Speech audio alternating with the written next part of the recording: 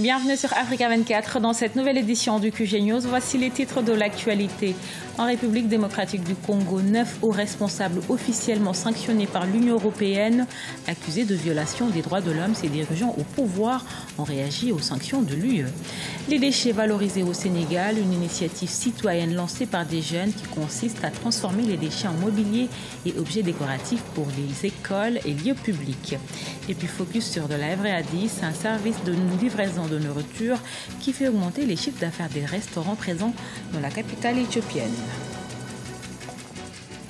En République démocratique du Congo, 9 hauts responsables accusés de violation des droits de l'homme officiellement sanctionnés par l'Union européenne, prise ce 29 mai 2017. Cette décision vient en réponse aux entraves au processus électoral et face à ces sanctions, la réaction des concernés ne s'est pas fait attendre. Idlet Merabel-Bissou. En République démocratique du Congo, la majorité présidentielle, par le biais d'Aubin Minakou, a réagi aux sanctions décidées par l'Union européenne contre 9 personnalités de la RDC. L'Union européenne accuse des hauts dignitaires de la majorité d'avoir torpillé l'accord de la Saint-Sylvestre 2016. Des sanctions individuelles ont été infligées à ces responsables de l'appareil sécuritaire. Ces sanctions portent notamment sur l'interdiction de voyager dans l'Union européenne et le gel des avoirs.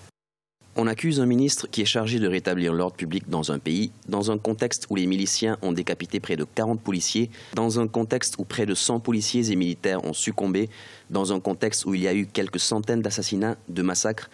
Et sans une enquête approfondie, on accuse un ministre d'avoir planifié et redonné un usage disproportionné de la force. C'est inacceptable pour nous, de la majorité présidentielle. À noter que ces sanctions ont été prises lundi 29 mai 2017 par le Conseil européen en réponse aux entraves au processus électoral et aux violations des droits de l'homme en 2016. La réaction du président de l'Assemblée nationale, Aubin Minakou, intervient 2 jours après la sortie de l'Union européenne. Parmi les 9 responsables sanctionnés figure Kalev Mutondo, directeur de l'Agence nationale du renseignement, Ramazani Chadari, vice-premier ministre et ministre de l'Intérieur de la Sécurité, Jean-Claude Kazembe Moussonda, ancien gouverneur du Haut-Katanga, Alex Kandé Mupompa, gouverneur du Kasaï central. Pour nous, la démarche n'est pas positive. Les accusations sont superficielles et cela ne favorise pas la mise en œuvre et l'atteinte des objectifs fixés par les Congolais, à savoir organiser les élections dans le délai. Pour rappel, depuis septembre 2016, la région du Kasaï au centre du pays est secouée par la rébellion Kamuna Nsapu, chef traditionnel tué en août 2016 lors d'une opération militaire. Selon les Nations Unies, ces violences ont fait plus de 400 morts et causé le déplacement de 1,27 million de personnes. Le président ghanéen Nana Akufo-Addo poursuit sa tournée ouest-africaine. Après le Togo, la Côte d'Ivoire, le Sénégal et le Mali, le nouveau chef de l'État s'est rendu à Niamey au Niger ce 30 mai 2017. Au menu de cette visite, le renforcement de la coopération entre les 2 pays, mais également les questions monétaires et d'intégration sous-régionale. Reportage de notre correspondant Sadou Alizé Mokhtar. Nana Akufo-Addo Dankwa a effectué ce 30 mai 2017 une visite officielle d'amitié et de travail à Niamey au Niger. Cette visite de 24 heures du chef de l'État ghanéen se situe dans le cadre du raffermissement des liens d'amitié, de fraternité et de solidarité qui existent entre les 2 pays et les 2 peuples. Elle a été l'occasion de donner une nouvelle impulsion à la coopération et redynamiser la commission mixte permanente de coopération entre le Ghana et le Niger. Nous avons convenu avec le président de faire réunir très rapidement la commission mixte qui malheureusement ne s'est pas réunie depuis 30 ans.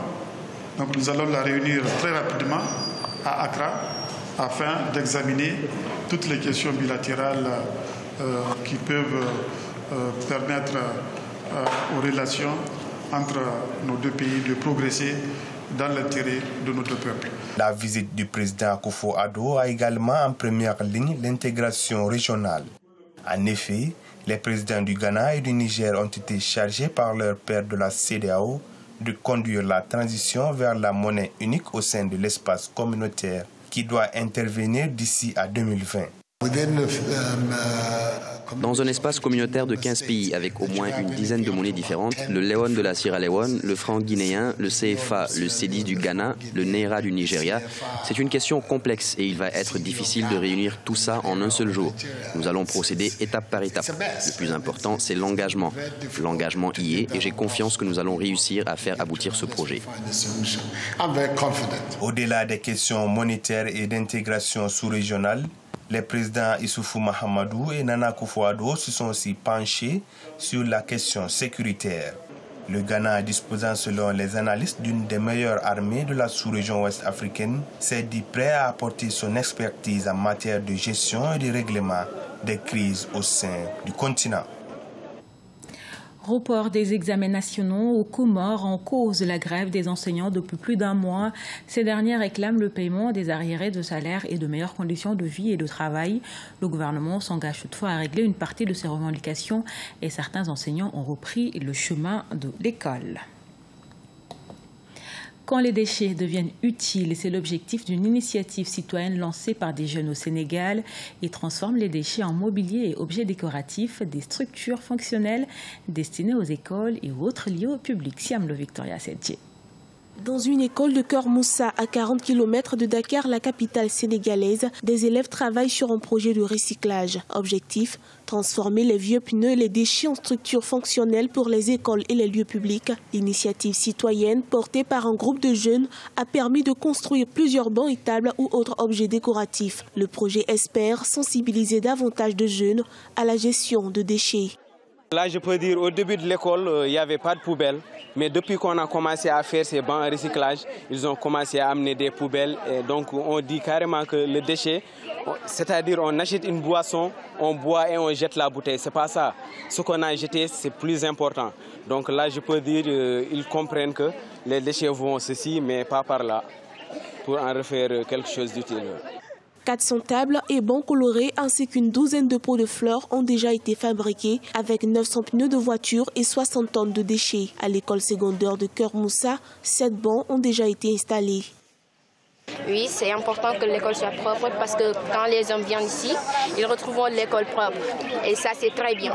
Une école propre, c'est bien. Le Sénégal produit environ 2 millions de tonnes de déchets par an. Les autorités ont lancé plusieurs initiatives pour lutter contre la pollution, y compris une interdiction des sacs en plastique, mais les résultats obtenus sont encore minimes. Depuis environ 5 ans, plus de 16 000 pneus et 17 000 tonnes de déchets ont été recyclés et transformés par ce projet.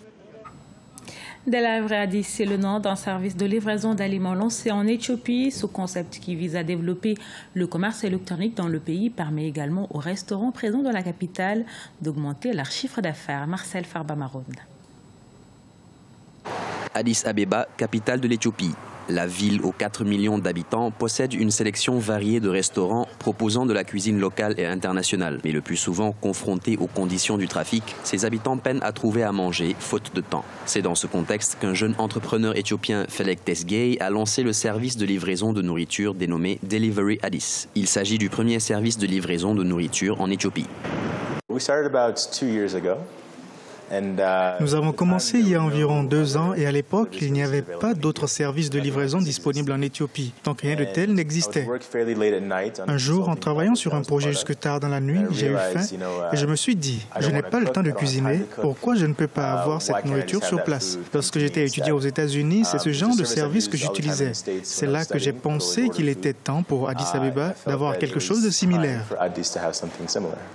Delivery Addis a déjà enregistré 7000 livraisons en 2017 avec plus de 100 nouvelles signatures chaque mois. En fonction de la distance, le coût minimum est d'environ $3. Delivery Addis s'est fixé comme délai de livraison moins d'1 heure de temps. L'entreprise collabore avec une vingtaine de restaurants, dont Opium, un nouveau restaurant très populaire pour son mélange de plats de style américain et mexicain. Le premier jour, lorsque nous avons commencé à travailler avec eux, ils ont réussi à nous faire connaître à travers la ville. Quand le restaurant Opium a lancé ses activités, ils sont venus prendre des photos qu'ils ont mises sur leur site internet et là aussi, d'autres personnes nous ont découverts.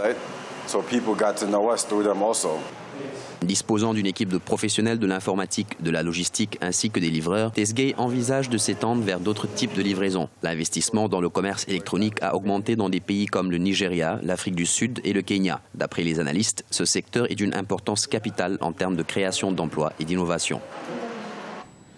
Ce journal a été réalisé par l'ensemble de la rédaction. Nous vous remercions pour votre fidélité. Dans un instant, une nouvelle édition de l'actualité sur Africa 24.